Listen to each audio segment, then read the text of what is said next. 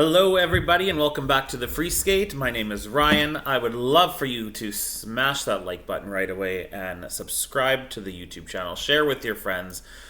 Go door to door, hand out pamphlets, stand on the street and yell my Free Skate name. I don't really care what you do, but please share with your friends and turn on the notifications so that you get updates when I post a video just like this. So, some big news. This video is going to be more... I don't know. We're going to do the International Grand Prix of France. But first, we are going to do a little Kamila Valieva update. Or am I even allowed to say the name of the skater that tested positive for doping in the Olympics? I'm not sure if we're allowed to because she's a protected person. So I may have to just say that skater that we all know who we're talking about. Just kidding. Okay, but I'm just making fun of them for acting like it's all like normal now. Anyways, there is some update gossip news, you guys, about this now. This is straight from the New York Times. I'm literally going to read the article because it's not that long.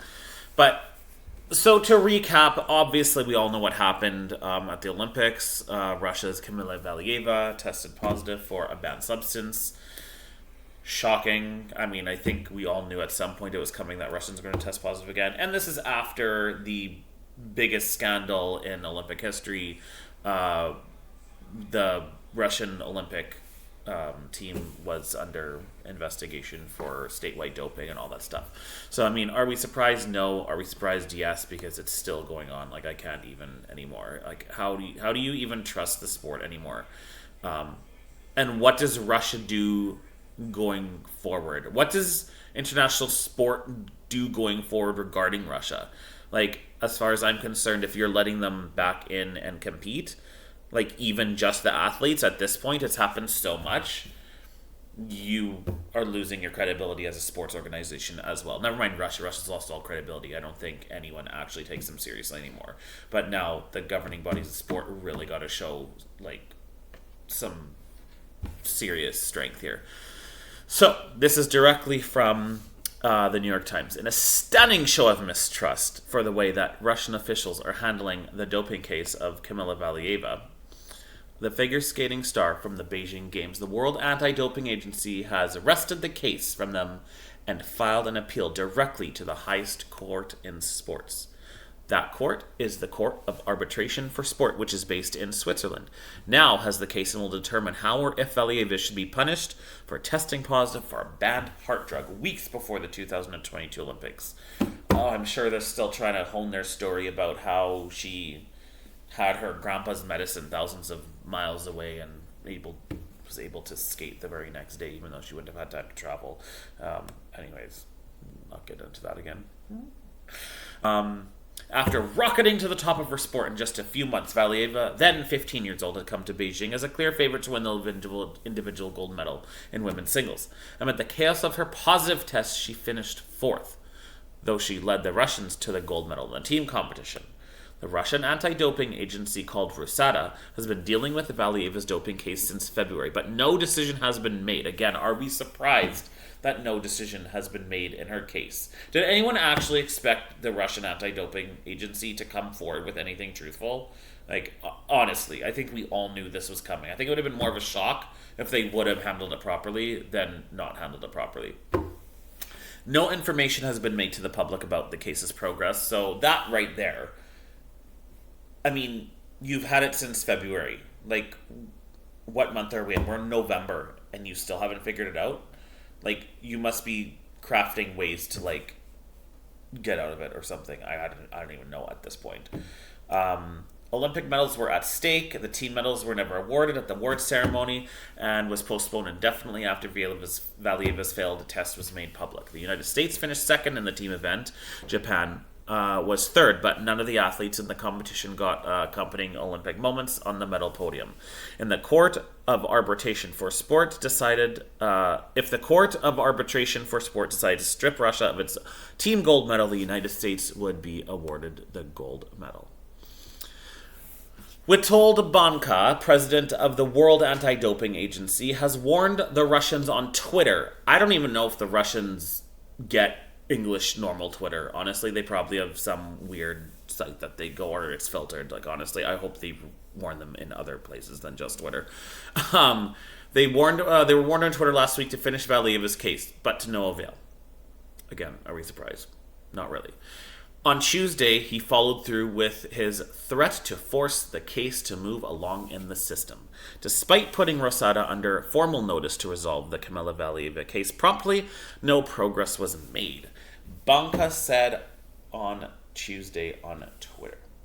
Rusada in recent weeks Rusada said in recent weeks that it would not make any public information on the case and that it would not even divulge when it would finish its phase of the matter, prompting outcry from the Olympic community. Considering Russia's recent history with the widespread doping, there's good reason for the outsiders to be suspicious in what was arguably the biggest scandal in Olympic history. Russia was caught having orchestrated a state-sponsored doping scheme at the 2014 Sochi Winter Games.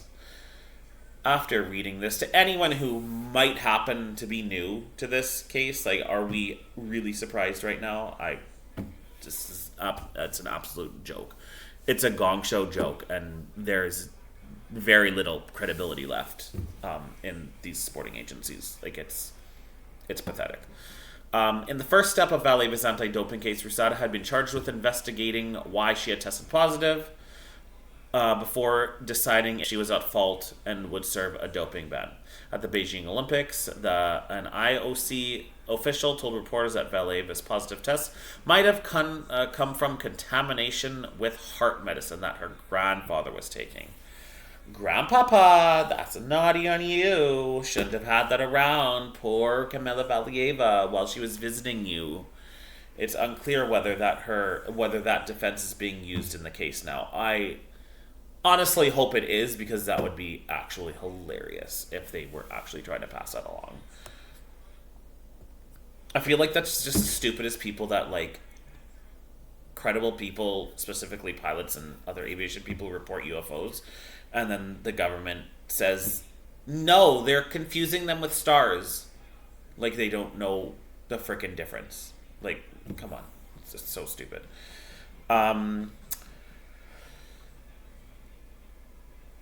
The rules for the World Anti-Doping Agency, or WADA, say that it could have appealed any decision Rusada made. So too could the International Skating Union or Valieva herself.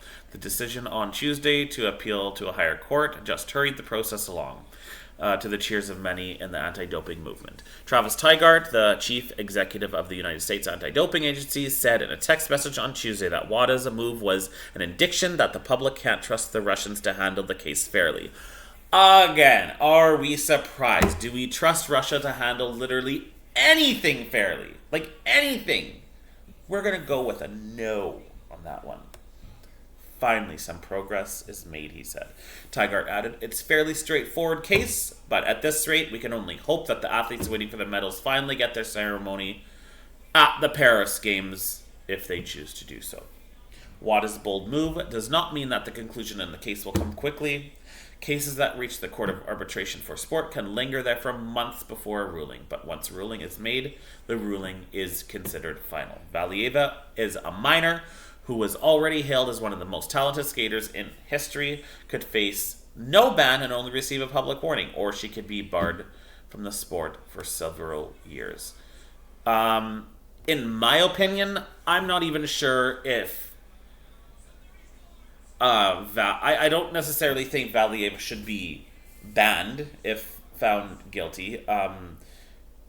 As we said, she's a minor, and there's definitely way too many politics involved in the decisions that are being made in these cases. The victims, I think, are actually the skaters themselves, whether they're guilty or not, especially the minor ones. I can't say if you're age of majority and you have the smarts and the gut feeling that something's right and you don't speak up, then that's kind of on you. But then again, in Russia, who knows how they treat their skaters actually in Russia? We've heard horror stories of starvation, beating, manipulation, flat out abuse. So what are they supposed to do, honestly? I think this goes a lot deeper into the actual Russian Figure Skating Association and any type of government official office that has anything to do with this. They're the ones truly to blame, and unfortunately, I don't think the world is really in a position to change them other than literally banning the entire federation for like a decade. And even then, more like who actually knows. So I guess we'll see. Maybe come a few months, what happens in that case. But that is the current update now. So now let's get to some skating talk. Let's go to the ISU Grand Prix of France from Angers, France. You know what I like about this year's figure skating is the unpredictability. Everything is so wildly unpredictable because there are skaters. There are a few skaters that are coming back from certain stages. There are new figure skaters coming up. There are a ton of people not competing this year and or retired this year. So scores are like all over the place. And I think that's super exciting. We have Diana Stellato, a 39-year-old Canadian girl who is winning her first ever Grand Prix championship. Did we ever think that this was going to happen? It's absolutely crazy. You know what? They might not be getting the world record scores and all of this, but it's exciting. I feel like this is bringing back like unpredictable excitement because they're not skating bad, but I mean we're not breaking world records here. But that doesn't take the entertainment value away. And I also think too with the women's event particularly not having the Russians competing. We have so many talented skaters that are vying for a medal. And not just a medal, like the gold medal. There's so many chances for them. And the young ones coming up, there's so many chances to make breakthroughs and not be overshadowed by teenagers doing six quads and getting scored over ridiculous PCS points that outshine everyone. And then all the other actual, like, great show skaters are in the back. So I think this is actually a super exciting year that we are witnessing right now, and I don't think this happens very often. I don't remember really a year, even like a post-Olympic year, we know is a little bit different, but I think this one takes the cake, particularly with Russia out. We have so many people that are coming up, so many teams that are doing things that we don't normally see. And I think it's really worth watching. I personally, to be quite honest with you, I'm going to say it. I don't really care if anyone's mad at that. I don't miss the Russians competing, to be quite honest with you. Particularly the women. I just found... I really did like Kamila Valieva. I thought she was a fantastic skater, but there were so many problems that went deeper than just the skating. It was a lot of the scoring was just whacked. A lot of the edge calls, a lot of the under rotation calls, all these calls that are coming out of nowhere or not being called, just drove me absolutely insane. I think this year it has cut down in an unbelievable amount. I haven't really dissected the scores very much, but I feel like I haven't had to. I'm sure there's been cases here or there where the judges may have made a mistake or two, but I don't think it's like I don't see anyone complaining and be like, oh my god, I cannot believe how overscored they were or how underscored they were within a certain range here. So I don't really miss it at all, to be quite honest with you. I think it's actually refreshing, and we're seeing other skaters rise up, and I also think there's like there's a heaviness that's not there. I feel like before, specifically with like maybe a Grand Prix final or like a major international event when all the skaters are combining, when the Russians were there, like you just knew you had almost no chance. You knew it was probably going to be a Russian sweep with the women, unless there was like a disastrous skate and the judges had no reason to like put them first. But I mean, four quads in a women's program is obviously going to beat literally anyone. Doesn't matter how you don't even need to do transitions. You could do literally nothing and still win based on technical scores alone. So it wasn't, my opinion, exciting. Like, I love that. Like, we have Luna Hendricks coming out and winning events now, like, flat out, because she's that good and she's skating that good. Do we have to see quads all over the place to have an exciting time? No. Are some being attempted? Yes. Are they taking away from the overall programs now? Is that the main focus? No. Kind of the same thing in the men's event. Of course, men have always done more quads than women. Well, I shouldn't say all of them, because now, the Russians. But I find the men's events specifically super, super unpredictable, and not like they were predictable before, because men's skating last few years, honestly, unless Nathan Chen or like Shoma, actually Shoma's pretty unpredictable too, but with like Yuzu the last however many years and Nathan, I feel like if they're in the event, like, we already know, like, gold and silver has been spoken for, kind of thing. So, like, what else? Like, who are we, like, giving a bronze to, barring like a disastrous skate, right? So I think it's just very exciting. So the men for the competition here, we had Adam Samfa actually winning the gold medal. The Frenchman in France comes with his Grand Prix gold medal, 268.98. That's actually a pretty respectable score.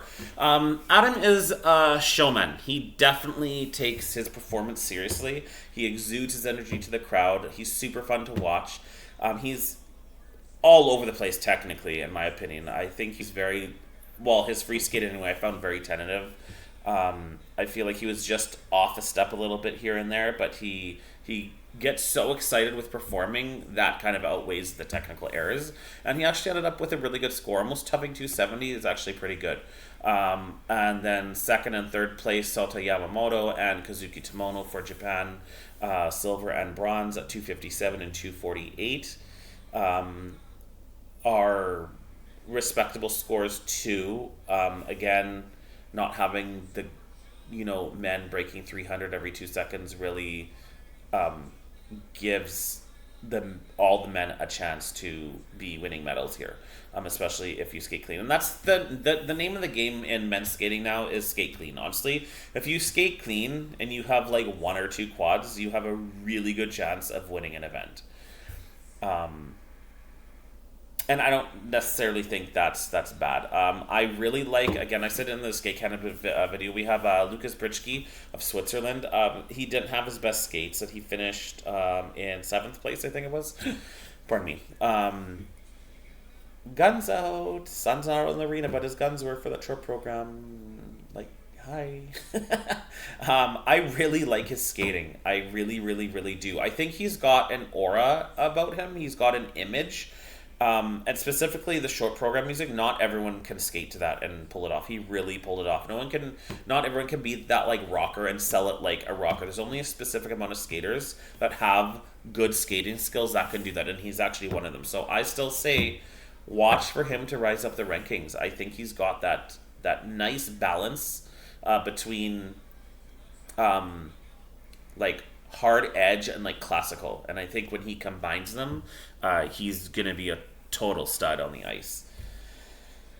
Let's go to women. So we have Luna Hendricks, was just dominated the women's field. She had 2 phenomenal programs, 216 overall, first in both segments. Awesome. She just looks so commanding on the ice. That girl is taking this year and saying, this is mine. She is not going to give that up without like the biggest fight. There is some competition for her in the women's fields for sure. But you know what? They're going to have to bring it because Luna is here. It's early in the season. I hope she's not peaking too fast, but she looks phenomenal. The way she commands that ice, she's got so much power and so much speed, and she just carries it through her whole program. I just love it. The only thing I would say, like critiquing some of her combinations for jumps, I would like to see more flow through in the combinations in her jumps. Really, I find them a little too up and down versus like you know how Gabby Dillman goes into her triple toe, and it covers literally like 3/4 of the width of the entire ice. Like, I want to see that from Luna. That would be mind-boggling if she had the consistency and did that. That'd be fantastic. Yilim Kim, silver medal, and Ryon Sumiyoshi, the bronze medal, 194, 194. Super, super close, like tenths of a point. And the placements were all over the place. You know what? Ryon, fifth in the short program, third in the free skate, third overall. Yilim had a rougher free skate, and I think she was a little surprised that she was able to beat out Ryon in that free program because she definitely did not have a great skate, but she did end up beating her by less than 4/10 of a point, so that was like super close. And Han Lee of Korea, South Korea, 193, almost got on that podium. She was second place in the free skate, and she had a fantastic skate. She was a joy to watch. Super, super lovely skater. I would like to see a little bit more power coming out of her for sure. I sometimes think maybe she's still she looks scared going into certain things and looks like she's thinking, but a big improvement, especially over the short program when she was sixth in the short program. Let's go to the pairs quickly. This is not going to take long, you guys. So pairs, like I said, pairs is like all over the place. There's not like top figure skating pairs that are out there this year. Pretty much in the entire like ISU Grand Prix circuit. So this is like actually really exciting. Usually we don't see a 185 score winning an event, but this year we do see those kind of things. Diane Stellato Dudek and Maxime Deschamps are your Grand Prix of France champions. 185.84 first in both segments. They beat out Kamila Valieva and Pavel Kovalev of France at 179.85, and Annika Hawk and Robert Kunkel.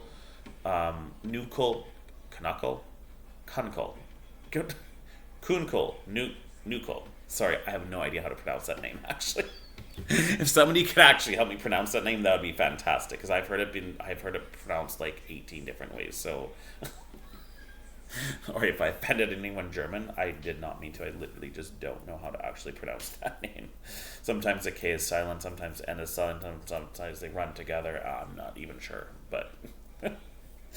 they had a really good free skate. They were fifth after the short, and second in the free. They were third overall, and they were really close to that silver medal. Just that far off. It was like less than... It was like almost a tenth of a point. I think it was like, around a tenth of a point. 0.12, 0.11, something like that.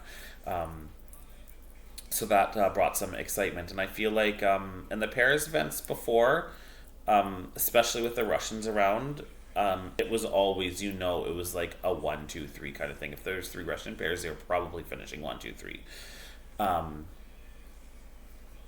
I will say I do sort of miss the Russian pairs because I thought they brought a new level to pair skating and made everyone really be better. So I'm kind of sad that they're not competing, but that's like the only part of the Russian figure skating team that I actually really miss is like the pairs teams, because I actually think they were really good. And I think it's hard to... I'm not even sure if they would have been part of the doping, because I find with pair skating, it's like there's so many different dynamics. And I mean, frankly, like Atari doesn't really coach pairs, so I think that also has something to do with it too. Like, they're not at her helm, so I mean, honestly, I think that kind of has something to do with it. But Diana Stellato, Grand Prix champion, 39 years old. That's incredible. I think that's one of the oldest, or if not, I think that actually might be the oldest figure skater in Grand Prix history to win a gold medal is 39 years old. I think she actually has that record now, and I think that is absolutely phenomenal. Like, congratulations, you guys. That's a really impressive feat to have under you. And let's finish with ice dance. We have Charlene Guinard and Marco Fabri winning the gold medal. They definitely skated really, really, really well. I actually, honestly, I'm trying not to be biased. I would have had Fournier Baudry and Nikolai Sorensen first in the rhythm dance. I actually thought they were better than the Italians. But I do give the Italians the edge in the free skate for sure. The way that they have that star power to them this year, and they've actually had it a little while. But I feel like this year they're really like the judges are really rewarding them for everything they used to do that they never rewarded now. Um, and I think this is their first. This is their first gold medal for a Grand Prix event. Congratulations to them. They know it's going to be a year of firsts for everyone. Guinard and Fabri, Italian team, are the champions. Fournier Baudry and Nikolai Sorensen are second place. They are a fantastic team. They dance so close, so well. I would like to see their twizzles a bit faster. But everything else, like their transitions and skating skills and edges are so clean. They're so nice. And I think since they've moved to Canada, they've improved a ton since their move from Denmark. And also too, which I don't really like in figure skating, there's like a unwritten skating status scoring benefit. If you're from certain schools or from certain nations, I feel like people are automatically giving you a higher base mark in their minds, specifically for components and GOEs, than anyone else. If you have a Canadian skater or a Russian skater or an American skater versus a skater from Australia or Netherlands or wherever, they, like 99 times out of 100 times, those first set of nations that I mentioned are going to get higher scores. And they can skate the same way, the same thing, have the exact same skates, and the other ones are going to be higher. Just because in your mind, mentally, you know they're from a credible skating nation, and automatically that somehow puts you up. Or a credible skating school. Because, you know what, we've had some skaters score really, really good scores that are with reputable coaches. I mean, like, let's be real. Like, in men's skating, the only one that Terry's coaching now, that guy from Georgia, like, we all know he gets overscored, like, a ton. And I think that's literally only because he's with the Terry. If he was with, like, a Georgian coach from Georgia in Georgia, like, I'm sorry, but no. Like, there's no way you're getting those scores. He gets his tech calls are like non-existent. I don't even think there's a difference between his toe loop and his Salchow. I think they're like both the same jump that the judges mark. Like, he should be honestly called for a repetition jump and like not count one. Like, honestly, that's what should be happening because he has no technique with it. But somehow, I can tell you, 100 times out of 100 times, any other skater that did that would be called. It's absolutely mind-boggling, actually. And that's, you know, going back to the whole, I don't really miss the Russian thing because, you know what, there's no Atari factor. And I think that just goes to show you how corrupt, unfortunately, people are linked. Judges are linked to certain corrupt nations. There are backdoor dealings. It 100% still happens, and only a very small fraction of the time it actually comes to light. And this is even going back to, I mean, this has been in figure skating forever. Remember in 2002, Jamie Salé, David Pelche, and Elena Bergenay, Anton Sigurlitze. We all know that the Canadians won that free skate.